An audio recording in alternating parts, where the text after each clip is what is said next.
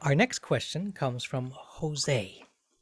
And Jose is writing from, it looks like San Antonio.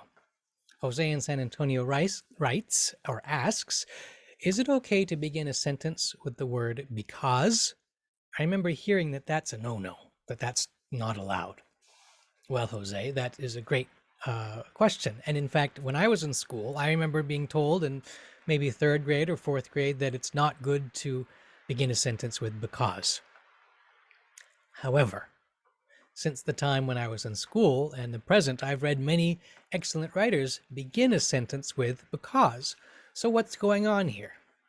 Well, there's two different things going on here, and they both have to do with context.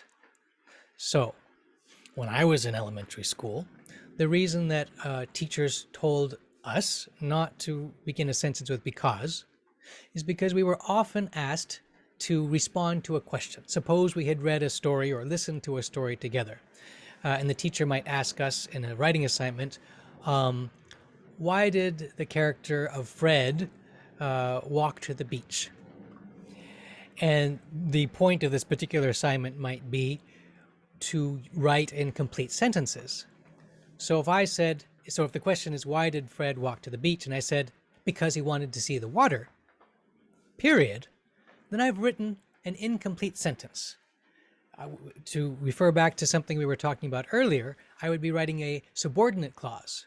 Because he wanted to see the water, we need some other information. So I could say, for instance, because he wanted to see the water, comma, he walked to the beach. That would be a fine sentence. So in the context of teaching young people how to construct a complete sentence, it is helpful to, for the time being, temporarily, to say, let's not begin a sentence with because.